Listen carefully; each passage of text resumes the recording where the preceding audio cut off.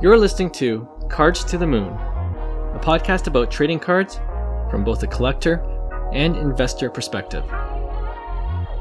We hope you'll stick around for the ride as we take a deep dive into the state of the hobby, share some hot takes, hopefully some useful advice, and fun stories along the way. Hey guys, welcome back to Cards to the Moon. This is episode 173, and it is the Friday edition. My name is Clark from 5cardguys.com and 5cardguys on Instagram. With me, co-hosting as usual, is Hyung of Integrity Sports Cards and John, who is Trade You at Recess. Okay, today I was able to chat with Raymond Li, who is the co-founder of Veriswap, a pretty cool app if you're into trading sports cards online. But we'll get to that interview in just a second. Off the top, I want to talk about the MLB Debut Patch cards that are starting to appear online, with breakers opening up their allotted Breakers Delight 2023 Topps Chrome Update boxes. And the Breakers Delight boxes are the only product that the actual MLB Debut Patch card is inserted into, because the box is reinforced with plastic to help prevent damage. So that's the reason.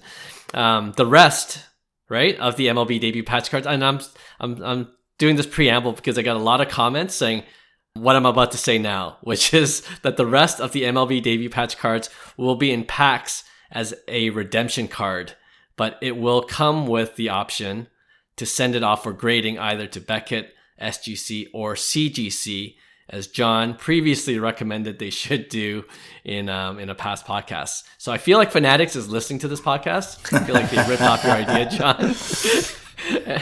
Anyway, so yeah, like I said, the redemption cards will be found in the hobby, jumbo, and retail boxes, just to be clear. So what do you guys think about the rollout of these highly anticipated MLB Debut Patch cards? Something to note, I believe PSA is not included in that, right? Yes. And good point. Yeah, because I mean, I'm assuming that's their competitors, with Collectors Universe and Fanatics being competitors and not offering it to PSA, I'm guessing. I also read somewhere that, some of these cards are going to be worth big bucks, right? And then the upcharges. Yeah, the upcharges would be ridiculous. Yeah. But so they don't. Hang on, yeah. I have a question with this, Clark. This sounds a little funny because so the breakers get the live cards because they're protected. Mm-hmm. So are they guaranteeing like PSA 10s right out of, or like I guess we should say BGS gem mints or SGC gem mints out of these redemptions, one, and then these protected boxes? What's the difference? Why not just make them all redemption, or why not just make them all live, I guess? And we're talking about the weighing the packs. I guess that kind of solves it, but on the other side, that's true. Little kind of the bigger question is, for me, I think, if they're actually putting actual cards in the Breakers Delight boxes, how do they choose which ones? Right. Do you know what I mean? Because they're one of one. Is it just random, or all the non or the pitchers go in the Breakers box, or what? Well, there's a Drew Magi. Yeah. He was pulled first. He was first. So he's a batter. So there you go. And then there's a one sold for $2,000 as a pitcher. So right, and I can't even remember his name. Yeah, relief pitcher, I think. So apparently that's the floor. $2,000 for one-of-one MLB Debut Patch cards for a relief pitcher. That's the floor that we're looking at. But excellent points. Yes, PSA is not part of it, and we could speculate why, as we just did.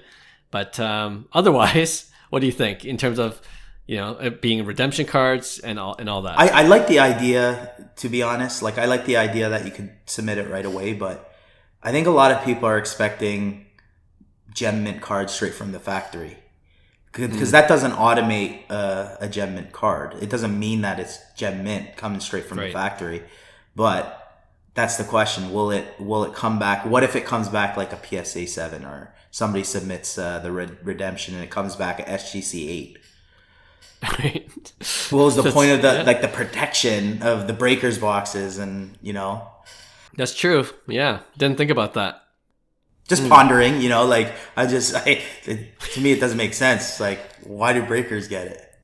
But I guess it goes back to what you said too, right? Like, it prevents the weighing the packs.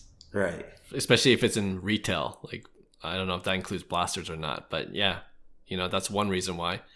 But you're right, because I think the main point of this was to protect the integrity of the card. Right. Yeah. So if it doesn't come back a PSA 10 or BGS 9.5, yeah, then what's the point? Yeah, so I guess we'll see. Yeah. I guess we'll see. How do we know that the breakers won't weigh the boxes?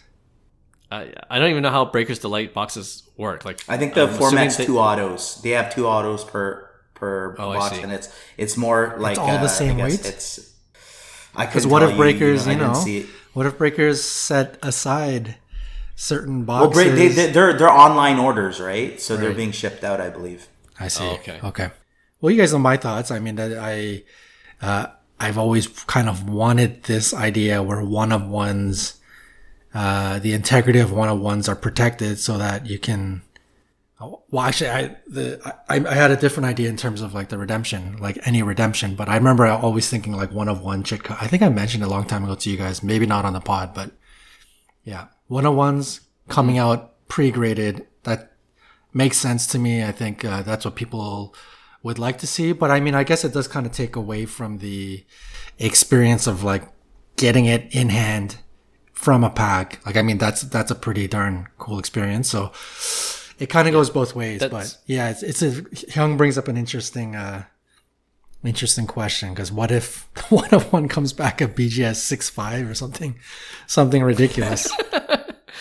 Well, I mean, what you just said too, John, I think is exactly why they put some in those Breaker Delight boxes, because it is more exciting and it's better for marketing to see breakers break it right out of a pack or, out of the product, right? Rather than seeing, Joe Schmo, average collector, ripping it, and it's that blue redemption card. It's like, you can only get so jazzed up. I mean, it'll be exciting, but it's not the same, like you said, as actually having that one-of-one card in your hand when you actually rip it out of a pack. Right. So maybe it's for marketing purposes. They give a few of those MLB Debut Patch one-of-ones to the breakers just to get people more excited about it.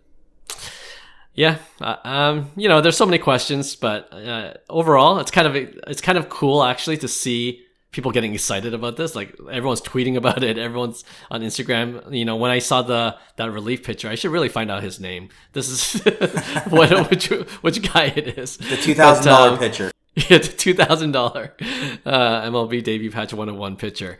But even when I put that on my Instagram on 5 Card Guys, that's I think it's over 400 likes now. Like, people are getting excited about this product. On the flip side, though, I've been reading some comments. I've seen a lot of, I guess, unhappy people about this product. Surprise. Yeah, but I will say I did watch a break, and it was pretty boring. I'm not gonna lie. Especially people are saying jumbo boxes are kind of like the ripoff.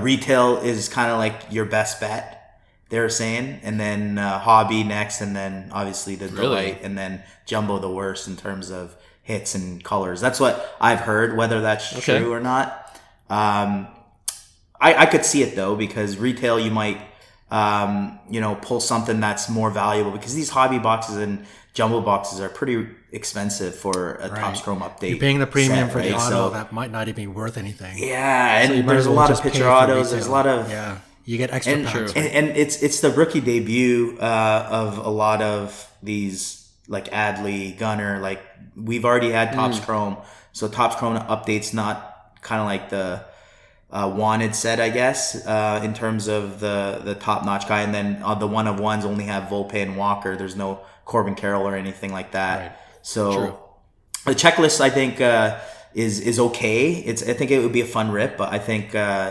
from what I'm hearing, they're not happy with the jumbo and hobbies in terms of your chances. Yeah, this is what happens when you put the ultimate chase into Topps Update. You guys know how I feel about Topps Update. Well, we forgot to also mention, of course, David Adams put up another bounty for the Volpe MLB Debut Patch, $150K this time. I'm telling you, there's a conspiracy behind that too. and 100K for the Jordan Walker MLB Debut Patch. So there's a couple big bounties out there. So, all that being said, well, Hyung, you're going to say something before I close the segment. No, I'm not going to talk about the conspiracy. I'm just going to talk about Jeff Wilson made a comment. Would you sell it? Like, would you sell it? Would you take the bounty or sell it privately? And everybody's like roasting Jeff Wilson, like, we take the bounty. You ain't gonna sell it for over 150K. And everybody was kind of going back and forth. But that's all I had to say about it. Yeah. I would absolutely take the bounty. I would take the bounty. Of course. 100%. Of course. Yes. Yeah. Well, with all that said about, some people expressing their disappointment, I feel like we got to open. Oh, we got to open. Okay, let's do it soon. Yeah, we'll figure out a date and time. People's opinions have no bearing on whether I rip or not. Like, I don't care about what people think about it. I'm still ripping. We know the sun will come out tomorrow and Hyung will rip top scrolling products. We always say best case scenario, that's content. Or sorry, worst case scenario. Worst case scenario. Right. Yeah, I agree with you. Okay, now let's play the interview I had earlier this week with Raymond Li, co-founder of Veriswap. All right, we have another great guest today on the pod. His name is Raymond Li, who is the co-founder of Veriswap, a digital platform and app where you can trade sports cards online. And there's measures that Veriswap takes to ensure the trade is safe, and we'll get into all of that in a sec. But Raymond himself, I know, is quite the collector, so I'm looking forward to connecting with him today. Raymond, welcome to the podcast. Thanks for having me, Clark. Yeah, great to have you. Okay, before we get into learning about Veriswap, which I'm actually excited about personally because the app is now available in Canada where we're located. So that's great. But first, I was wondering if you could tell us a little bit about yourself, how you got started in the hobby, what you collect personally, and of course, leading up to how you came up with the idea to build Veriswap. Yeah, for sure. So I started collecting when I was 5. Started with Pokemon cards. So okay. And back then, Pokemon was really big. So my mom would take me to the flea markets and we would buy fake Pokemon cards. And I would then bring the Pokemon cards to school and my friends and we would trade them. Fast forward, 15, 20 years, I was working in finance. I was working, long hours. I hated my job. So I quit my job. And, one day I was at home scrolling the internet. And, I saw a post that Gary Vee had made about sports cards, being a good investment. So I kind of looked into it more and more, joined NBA Hotspot, which is a Facebook group that I'm still part of today, and kind of looked into browsing about basketball cards. One thing led to another, went to the National in 2019, and, immediately got hooked. Nice. And yeah, so I've been in, I would say in the hobby seriously for about 4 years at this point. And personally, I collect Kobe cards. So Kobe cards, one of my favorite cards in my collection is my Kobe In-Flight Gold from 2019. It's his last cards that he signed. I would say that's kind of my grail in my collection. But also kind of his early cards as well. I like cards that are very condition sensitive. So one of mine other favorites is a Kobe Topps Chrome Refractor, and it's perfect. There's no greening, there's no hulking. It's completely shiny, and there's no. Awesome. Yeah, no, that's cool. No, I'm glad I got to know more of your story. You mentioned already you really got into it in the last 4 or 5 years. So before then, you kind of forgot about sports cards, trading cards in general, and you just dove right in. Is that how it worked out? Yeah, exactly. So I was just kind of back then I was still in college. I was working a job, kind of just doing college things. So I was really busy doing other things. Right. Okay. It's really quite similar to a lot of the people we interview, and especially our stories as well. There's nostalgia of getting back into cards and just the industry kind of blowing up in a way that few could have probably predicted. But yeah, here we are. And then this is why we're connecting too, because you've been building something within the industry, which I think is very useful. And of course, that's Veriswap. And I love the idea of Veriswap because going to card shows, the fun for me, and I'm sure for a lot of collectors, is not just buying and selling, but making trades. And I know trade nights are always popular as well for that reason. But I guess the question is, doing it in person and doing it online, they're two different experiences, right? So I'm sure the one big question is, when making trades online, is how do I know the trades are secure, right? And I was wondering if you can talk about how Veriswap does that. And also, are you finding more collectors more comfortable with making trades online now rather than in person? Yeah, that's a good question. So how do we make trading secure? So every package that people trade goes through our headquarters. So we inspect, we verify everything to make sure that the packages contain what they say they contain, right? So there's no kind of like vouching system where you kind of have to like trust who the other trader is. Both packages come in, we have both packages in front of us, make sure that serial numbers match, make sure that the slabs conditions are good, and then we ship them out. So we have a 100% scam-free guarantee. You're going to get the cards that you trade for. In terms of, sorry, what was the second question? Have you found more collectors more comfortable with the idea of just trading online rather than in person, which we're all used to 100%, more doing? Yes.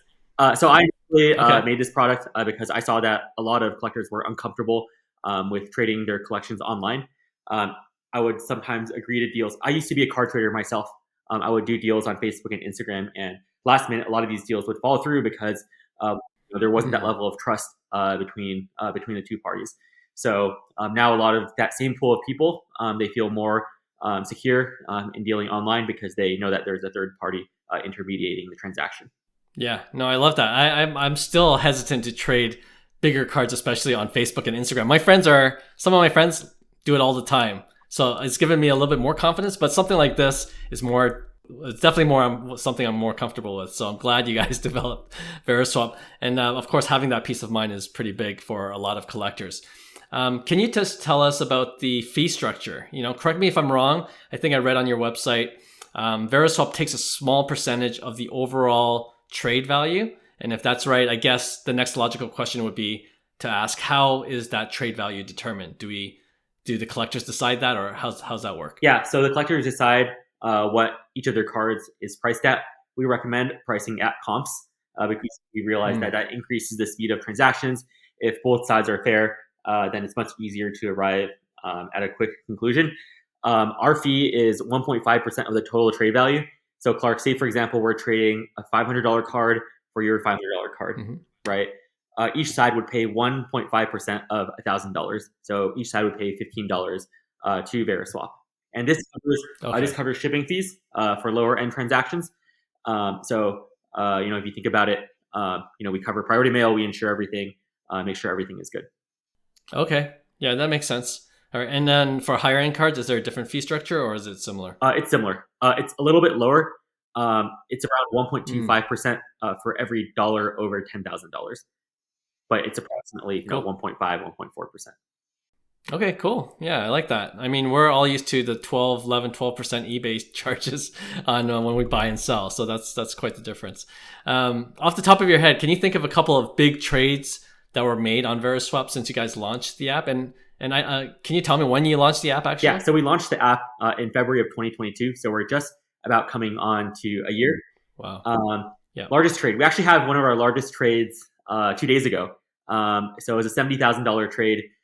It was a Kobe Bryant 2017 flawless patch auto out of 10 in BGS 9.5. Massive card. Wow. The patches were amazing. 3 color patches on both sides. It was like the dual window. Amazing. And it was traded down for, it was like basically around 10 modern cards. There was an Anthony Edwards Prism Mojo PSA 10. There was I don't remember the exact cards in that trade, but it was basically around a 10 for one trade. What we see is a lot of people, they do bigger trade downs compared to I guess what they would do in real life or on Facebook, because our platform makes it much easier to kind of visualize those cards in front of you. If you're doing the trade, on Facebook, you kind of have to like send like 20 camera full photos in your camera roll and kind of like, decide which ones you want over chat. So we found that like, more people are trading down in larger quantities on our platform. Interesting. Okay. All right. I got a chance to look at Veriswap on my laptop here, and it seems pretty easy to use. Are you looking to always improve on it? Like, is there things that you still want to do or to add to it for the future? Yes. So we're creating a new feature in the next couple of weeks called Rooms, which basically allows more niche collectors to hang out and have, just have a place to hang out when they're not doing transactions. We want to start with TCG, but then also go to other like more niche categories like F1, hockey. I know hockey is not niche in Canada, but it is niche in America. Right. So we plan on making these more like specific collector rooms for individual collectors.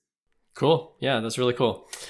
I mentioned off the top, the app is now available in Canada. I saw your Instagram post the other week, which is why I really wanted to get in touch with you again after not being able to over the summer. But does that mean, and this is for the benefit of my fellow Canadian collectors, that we Canadians can trade with our American friends and vice versa? And are there any tax implications for doing cross-border trades, or does that really only apply to buying, selling like we do on eBay? That's a good question. So the tax implications come. Obviously, you have to pay custom taxes when you get the card from America to Canada. So that kind of depends on, I guess how the collector typically does it. We leave it up to the collector. In terms of trading, now Americans can trade with Canadians as well as Canadians trading with other Canadians. So we're working with a few partners in Canada to basically handle packages within Canada. So say, for example, Clark, if you were to do a deal with an American person, right, you would be shipping that card to our partner in Canada so that you don't have to ship cross-border.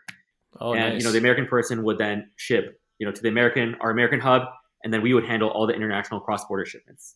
That's great. Yeah. So you guys have that set up already, or are you beginning to set that up? Okay. Fair enough. I can't wait till till that's underway. Well, speaking of Canada, I know you came up last week to the Sports Card Expo in Toronto, and unfortunately we couldn't meet up in person.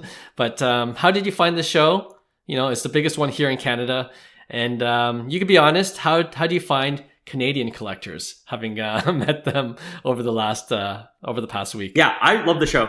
I did not expect the show to be as large as it was. I previously gone to a show in Australia outside of the country, and it was maybe 1/10 the size. I think it definitely lived up to my expectations. In terms of collecting community, I felt like the collecting community was like way tighter than the collecting community in America. For example, after the show on Saturday, me and a few of the CSC guys, as well as like Sluggers, Nelson Yu, a bunch of those, people who've been collecting, in Canada for a while. We all went out to dinner, and they told me there was they do this every time they go to a show, right? You don't really hear that in America, right? People kind of just do their own thing. But I was like, in Canada, it's much more of a there's more of a community feel, I would say. Everyone kind of knows each other, and people, they hang out outside of cards, which I think is really cool. Yeah, it's funny you naming those names. I know each one of them, so it's definitely a smaller community. Yeah, there's no point. Yeah, and but it's a growing community. Was this your first time at the Sports Card Expo, or did you come here before?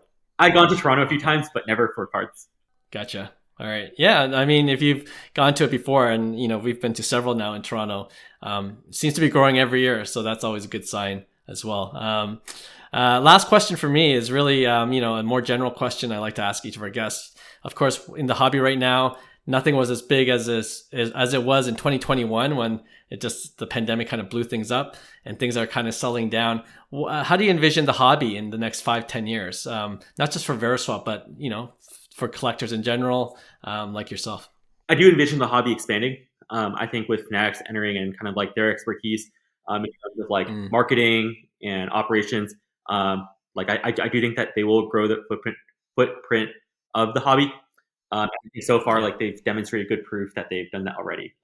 In August, I was in New York. I went to one of those Tops rip nights, and everything was very well executed, and I think the marketing was done very well for that. So I definitely think the hobby will grow. I think that the proportion of collectors will also likely increase. As more people enter. We're kind of seeing that on Veriswap. Initially it was kind of a mix between collectors and flippers. But now we're seeing the proportion of collectors grow, which is something that I personally love to see, because it means that there's more longevity. There's less risk of people kind of just staying for a few months and then leaving. Right? It's more of a long term play. Yeah, totally agree with you about the general state of the hobby, and I'm sure, or hopefully, our paths will cross, and we'll actually get to meet in person next time we're at the same card show. Raymond, it's been great talking with you and getting to know a little bit more about Veriswap, and honestly, can't wait to start making trades on Veriswap myself and see how that goes. Thanks for having me, Clark. It was a pleasure being on today. Hey, thanks for listening to Cards to the Moon. We'd really appreciate you subscribing to our podcast wherever you listen to your podcasts. And you can also connect with each of us on Instagram at 5cardguys, or you can follow Hyung at Integrity Sports Cards, or John at TradeU at Recess. You can also check us out at 5cardguys.com. Thanks again, and hope to connect soon.